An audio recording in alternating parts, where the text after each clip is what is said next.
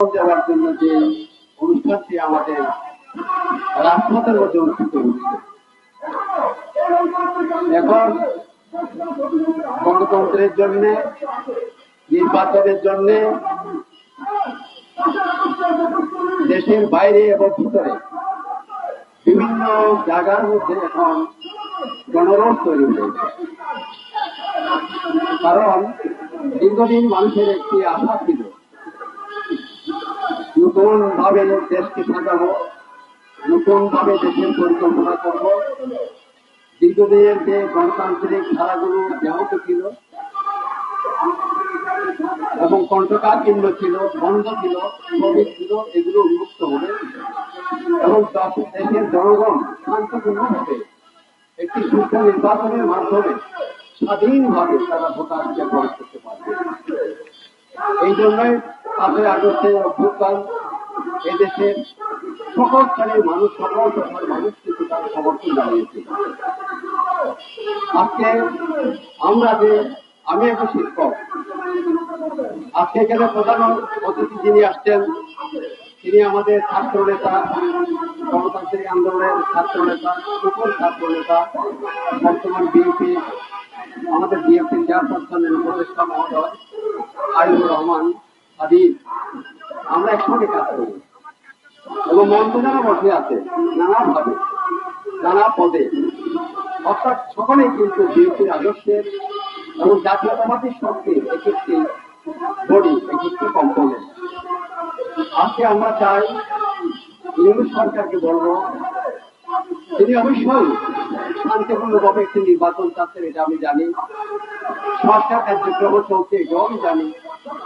বাংলাদেশের যে নানা সংকট এগুলোকে উত্তরণের জন্য যে তিনি প্রয়াস করছেন, এটাও আমি জানি। কিন্তু সকলের একটি আশা যে অতি দ্রুত, বিশেষ করে এই দেশের বড় দল হচ্ছে বিএনপি, জাতীয়তাবাদী শক্তির সবচেয়ে বড় দল, মাটি মানুষের দল। এই দলকে আমরা দীর্ঘদিন ধরে 16 বছর মধ্যে বন্ধ রাখার পরেও, এত নির্যাতন রাখার পরেও কিন্তু এই দল বেঁচে আছে সবলভাবে, সবহিমা। এদের নেতা কর্মী অত্যন্ত যোগ্য, দক্ষ। এই জন্যই জিয়ার আদর্শের সঙ্গে এবং তারেক রহমানের আদর্শের, বেগম খালেদা জিয়ার আদর্শের যারা আছে তারা কখনোই মিলমান হয় না, দুর্বল হয় না। সে ছাত্র হোক, সে শিক্ষক হোক, সে চিকিৎসক হোক, সে ডাক্তার হোক, যেন সেসব মানুষ আমরা একটু নির্বাচনের দিকে আছে। আমার বক্তব্য আমি দেখিয়েছি বর্তমান, আমি মানবতাবাদী, আপনারা জানেন। আমি শান্তির মধ্যে থাকি, শান্তির মধ্য দিয়ে আমিও আবেদন জানাবো এদেশের মানুষের চাহিদা যে একটি সুস্থ নির্বাচন, এটাকে আর বিলম্ব না করে বিএনপির যে 31 দফা আমরা একটা রোড ম্যাপ দিয়েছি। আমাদের একটি আমাদের প্রতিদিন কাজ করছে লন্ডন থেকে। আমাদের এখানে মহাসচিব এবং বিএনপি স্ট্যান্ডিং কমিটি সহ জাতীয়তাবাদী শক্তির দল সকলেই কিন্তু কাজ করছে নির্বাচন হচ্ছে। এখানে জেলা উপজেলার তৃণমূল পর্যায়ে আমরা কাজ করছি সব নির্বাচনের জন্য। আমার মনে হয় সেটা বিলম্ব করা কিছু হবে না। ডিসেম্বরের মধ্যে আমাদের এই নির্বাচনটা যদি আমরা করতে পারি দেশে, তাহলে আমার মনে হয় সকলের আশা চিন্তা হবে, যেহেতু একটা নির্বাচন দিতে হবে, এটাকে বিলম্ব করা ঠিক হবে না। সুস্থভাবে সকলের অংশগ্রহণের মাধ্যমে, একটা নৈতিক মূল্যবোধের মাধ্যমে, জাতীয় ঐক্যের মাধ্যমে, শান্তি প্রক্রিয়ার মাধ্যমে এটি নির্বাচন দেওয়ার জন্য যারা সরকারের, অন্তর্বর্তী সরকারে যারা কাজ করছে তাদেরকে আমি অনুরোধ জানাই, আপনারা দীর্ঘ বিলম্বিত আর সময় নষ্ট না করে একটা নির্বাচন দেন। আমরা সকলেই সেখানে অংশগ্রহণ করবো, সকলে একতার মধ্যে আমরা নির্বাচন আমরা দেখবো, সকলে সেদিকে দেওয়া। সকলকে ধন্যবাদ। আপনাকেও কৃতজ্ঞতা, ধন্যবাদ, অভিনন্দন। প্রিয় অতিথিবৃন্দ, Bangladesh human rights and friends সোসাইটির আয়োজনে দ্রুত নির্বাচনী জাতিসংঘ সংকট সমাধানের একমাত্র উপায়, এখানে অত্যন্ত গুরুত্বপূর্ণ বক্তব্য প্রদান করেছেন কাজী মরিজন মনির, নাদিম চৌধুরী, অধ্যাপক ডক্টর আব্দুল্লাহ শরীফ সাকি, হাসান আলী, এবং আমাদের হিউম্যান রাইটস সোসাইটি সম্মানিত chairman S F Anwar Hossain Akash এবং সত্তর স্যার অধ্যাপক ডক্টর সুকুমার চৌধুরী এবং বিএনপি দক্ষিণে ঢাকা মহানগর ঘটকরী যুগ্ম আহ্বায়ক সুজন চৌধুরী। প্রিয় বন্ধুরা, লন্ডন বৈঠকে আমাদের অন্তর্বর্তীকালীন সরকারের প্রধান তিনি একটা প্রতিশ্রুতি দিয়ে আসছেন ডিসেম্বর থেকে ফেব্রুয়ারির মধ্যে নির্বাচন হবে। আমাদের দেশ জাতির 18 কোটি মানুষ সেদিকে পরীক্ষায় আসে যে দ্রুত সময়ে বাংলাদেশে নির্বাচন হোক, বাংলাদেশের মানুষ ভোটাধিকার ফিরে পাক এবং তার ভাতের অধিকার ফিরে পাক। এ পর্যায়ে অতি দ্রুত নির্বাচন অনুষ্ঠানের জন্য বাংলাদেশের মানুষের যে পরীক্ষা, মানুষের যে ভোটের অধিকারের জন্য পরীক্ষা, ভোটের অধিকারের জন্য পরীক্ষা, নাগরিক অধিকারের জন্য পরীক্ষা, এ বিষয়ে গুরুত্বপূর্ণ বক্তব্য প্রদান করছেন সময়ের সাউদি সন্তান বিএনপির চেয়ারপারসনের উপদেষ্টা আমাদের সকলের প্রিয় নেতা জনাব হাবিবুর রহমান হাবিব। জনাব হাবিবুর রহমান হাবিব এ পর্যায়ে বক্তব্য প্রদান করছেন।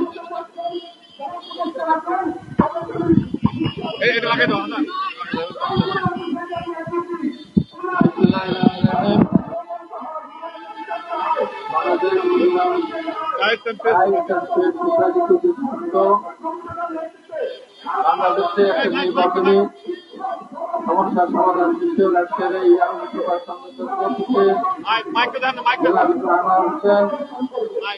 আজকের এই অনুষ্ঠানে উপস্থিত ঢাকা বিশ্ববিদ্যালয়ের শিক্ষক অত্যন্ত প্রিয় বিপিসি আসনের সম্মানিত সদস্য বড়ুয়া উপস্থিত আছেন।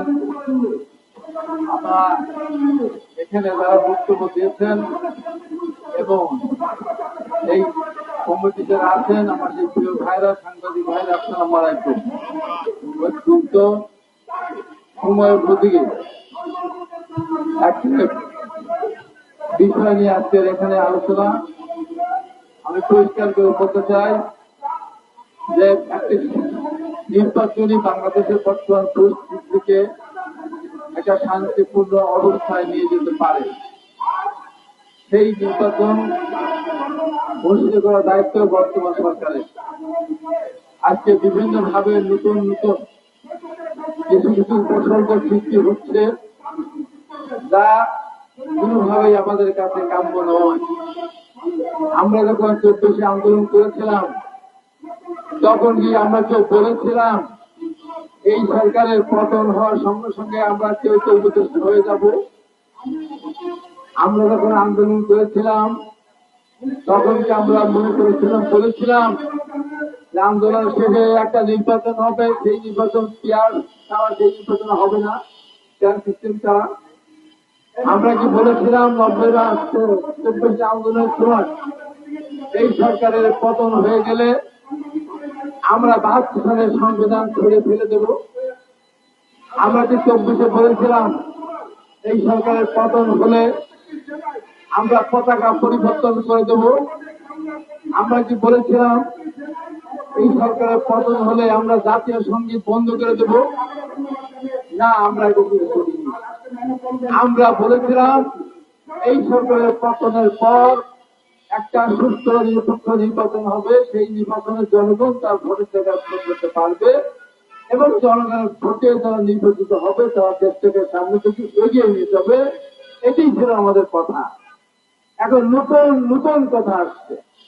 সরকার পতনের আন্দোলনে যারা আন্দোলনটা শুরু করেছিলেন তারা কিন্তু সে কথা বলেননি।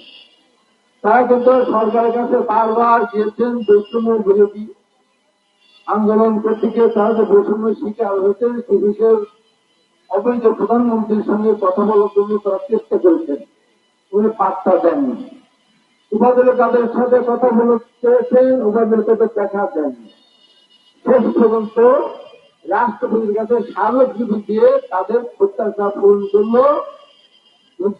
যুগের সাথ ঢোলকে বিচারের মতো।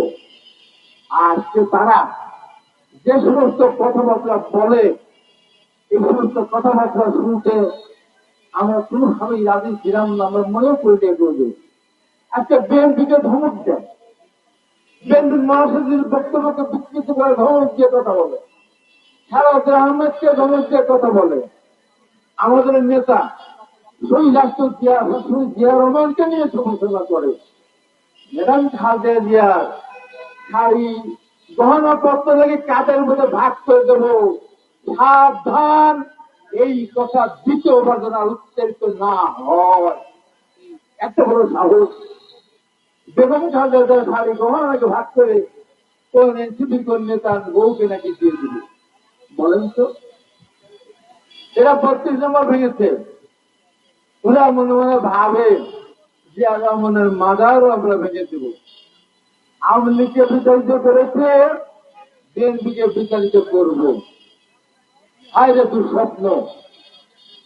যারা পুলিশ পাহারা ছাড়া, যারা সেনাবাহিনী ছাড়া মিটিং করে আসতে পারে না, তারা বিএনপিকে ধমক দেয়। আরে আমরা তো বিগত সরকারের আমলে আমরা তো আন্দোলন করেছি। ওই সরকারের পুলিশ ছিল, আর্মি ছিল, র্যাব ছিল, সোয়াট ছিল, ছাত্রলীগ ছিল, যুবলীগ ছিল, কৃষি অ্যাসোসিয়েশন ছিল, ডাক্তার র্যাব ছিল, বিএমএ ছিল, সবই তো ছিল।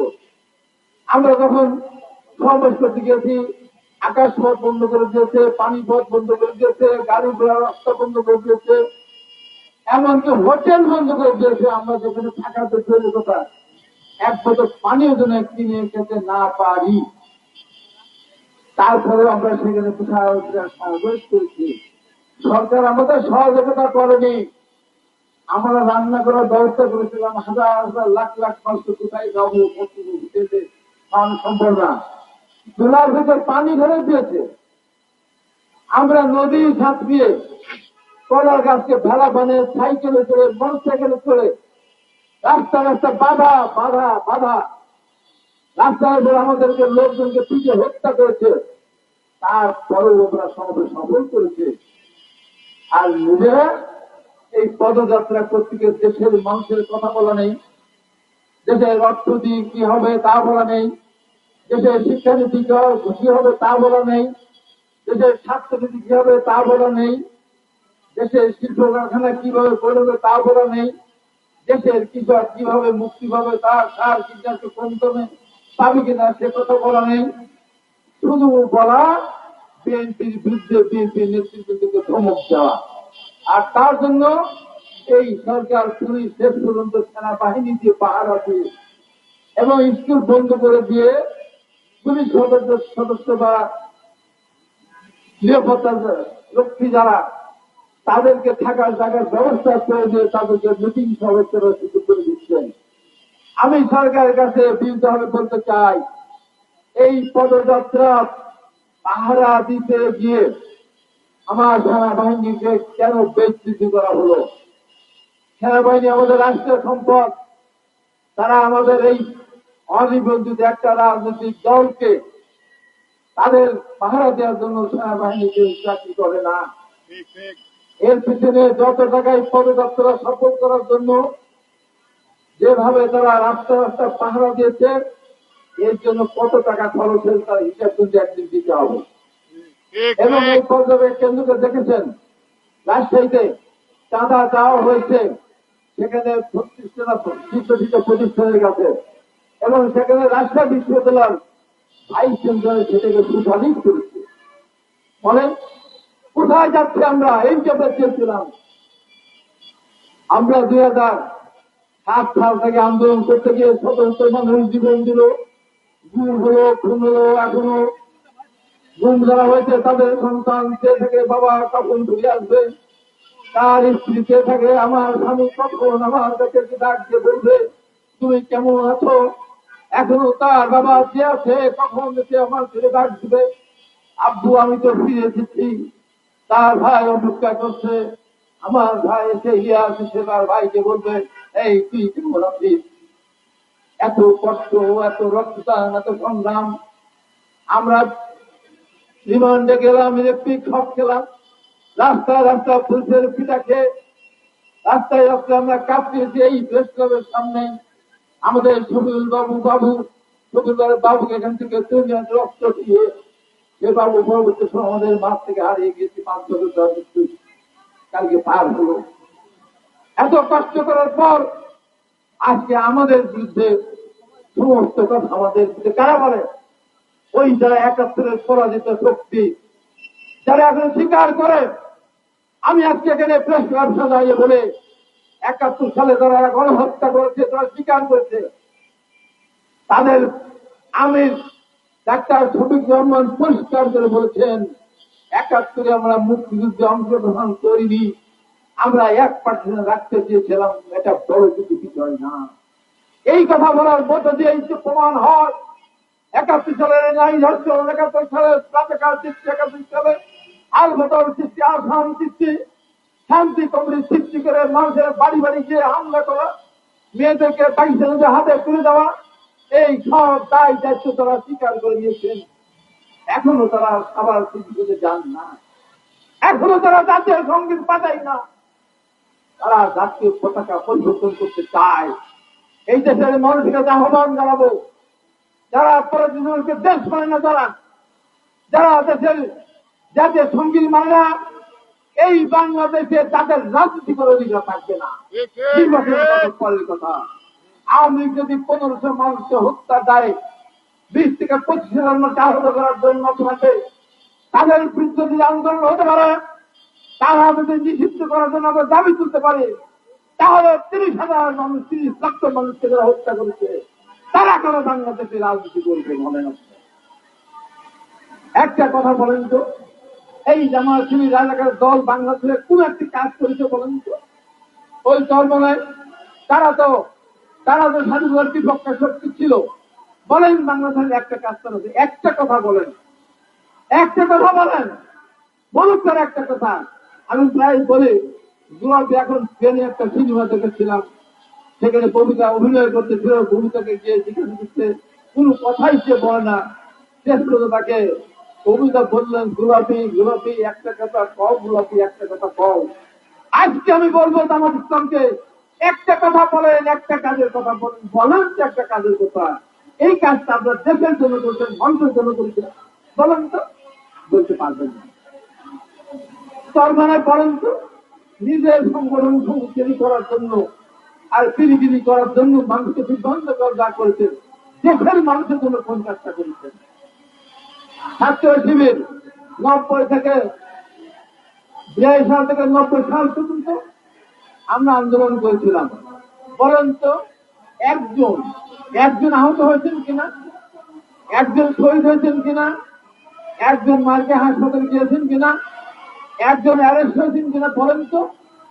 আমরা সেলিম, জলুয়া, রাফুল, তারপর জয়নাল থেকে শত শত মানুষ সেখানে শহীদ হয়েছে, তাদের তো এখানে কোনো একজন লোক তো শহীদ হয়নি। এই যে বিগত 15.5 বছর আমরা আন্দোলন করলাম, অথবা 2001 সাল থেকে বলেন আপনাদের কয়টা লোক এই আন্দোলন করতে গ্রেপ্তার হয়েছে? বলেন তো রাস্তায় কয়জন আপনার জীবন দিয়েছে? বলেন তো তেল গ্যাস বিদ্যুৎ দাম কমাতে মিছিল করতে কয়জন আপনাদের শহীদ হয়েছে? বলেন তো লোডশেডিং বন্ধ করে দাবিতে মিছিল থেকে কয়জন আহত হয়েছে? আমি তো এই বয়সে পাঁচটা জেলা আহ্বায়ক হিসেবে আমি যখন বিদ্যুৎ অফিসে এই দাবি করতে আসছিলাম, তখন নির্মম নির্দয়ভাবে আমি রাস্তায় ফিরে আমার হয়েছিল। তো একদিন আমাদের তার মা গিয়ে কথা হচ্ছিল, আমাদের ইয়ামিন আহ্বায়ক, সে আমাকে রক্ষা করতে গিয়ে দ্রুত আহত হয়েছিল। বলেন আপনারা কোন দিন আহত হয়েছিল বলেন? হ্যাঁ, 24 আন্দোলনে আপনারা অংশগ্রহণ করেছিলেন, আমরাও অংশগ্রহণ করেছিলাম, আপনাদের কিছু মানুষ শহীদ হয়েছে, অস্বীকার করবো না, করি না, কিন্তু আমাদের কি আপনাদের কম হয়েছে? আপনাদের থেকে আমাদের গাড়ি কম হয়েছে? আমাদের 5 থেকে 7,000 মানুষ গ্রেপ্তার হয়েছিল। বিগত সরকার কোথায় যাচ্ছে বলতো, আওয়ামী লীগ দেশ থেকে সরকার পদ্ধতি করতে এত কষ্ট করালাম সবাই মিলে, মনে করেছেন একেবারে সুখে একেবারে বুদ্বুদ হয়ে আসতে ঘুরতেছেন। এইটা নিয়ে যদি আমাদের ভিতরে যেটা শুরু হয়েছে, এখান থেকে আমাদের ফিরে আসতে হবে। যদি এখনো ঐক্যবদ্ধ না হন, আমি বলছি এখনো কিন্তু বিপদ কাটেনি, এখনো কিন্তু পার্শ্ববর্তী দেশের আমেরিকার শব্দ কাছে সবাই মারা যায় নাই, সবাই আজকে পালাই নাই, তারা বাংলাদেশের মাটিতে তারা আছে। এই আমাদের ভিতরে অনর্থের কারণে আমাদের এই কথা বলে অনর্থ সৃষ্টি করার মধ্য দিয়ে আজকে তাদেরকে আশ্বস্ত করতে চাচ্ছেন। কেয়ার সিস্টেম নির্বাচনে হলে আওয়ামী লীগ কম করে হলো 80 থেকে 90টা আসন তারা পাবে, কারণ তাদের ভোট আছে। তারা আপাতত সুস্থম আছে, না বুঝে পেয়ার করে হাইরে পেয়ার করে আপনি চিৎকার করছেন। এই যে সমস্ত কথাবার্তা বাদ দিয়ে এখন সব ভুলে যান এবং এই সমস্ত কথা বিএনপিকে চাঁদাবাজ বলা, বিএনপি সন্ত্রাসী সংগঠন বলা, এই সমস্ত বাদ দেন। এই সমস্ত সমস্যা বাদ দিয়ে আপনার রাজনীতি আপনি করেন, সেখানে মানুষ যদি আপনাকে পছন্দ করে, আপনাদের কথা পছন্দ করে, অবশ্যই দেশের মানুষ আপনাকে ভোট দেবে। তাই শেষ কথা বলতে চাই, বাগদান আসুন, সবাই মিলে আমরা একটা ভালো নির্বাচনের জন্য আমরা সামনের দিকে এগিয়ে যাই এবং সেটি 2026 সালের ফেব্রুয়ারির মধ্যেই সেই নির্বাচনটা অনুষ্ঠিত করার মধ্যে দিয়ে আপনারা সুন্দরভাবে দেশের মানুষের কাছ থেকে আপনারা বিদায় নেবেন। আর 2026 ফেব্রুয়ারির মধ্যে যদি নির্বাচন অনুষ্ঠিত না করেন, এখানে বলে যাচ্ছে 2026 ফেব্রুয়ারির পরে আপনার এই সরকার রাষ্ট্রীয় ক্ষমতায় থাকবে না এবং আপনাদের চলবি আওয়ামী লীগ হিসেবে ভয়াবহ হবে। তাই কিছু লোকের কথা শুনে বিভ্রান্ত না হয়ে একটা সুস্থ নির্বাচনের ব্যবস্থা করেন। তারেক রহমান সুযোগের পরিষদে যে কথা বলে দিচ্ছেন, এই কথা বলে আজকের আয়োজকদের একটা সুন্দর টপিকসে আলোচনা করার জন্য আমাকে দাওয়াত করার জন্য অভিনন্দন জানিয়ে আমি দুঃখিত দেশ নির্বাচন খালেদা জিন্দাবাদ, শহীদ রাষ্ট্র চেয়ারম্যান নমর হোক, আগামী দিন রাষ্ট্র হোক, দলের ভারপ্রাপ্ত চেয়ারম্যান, এই জেলার কারিগর, আধুনিক বাংলাদেশ দল কারিগর এবং উন্নত কৃষি ব্যবস্থা এবং শিল্প সঞ্চয় কারিগর জনাব তারেক রহমান জিন্দাবাদ জিন্দাবাদ জিন্দাবাদ। সবাইকে ধন্যবাদ।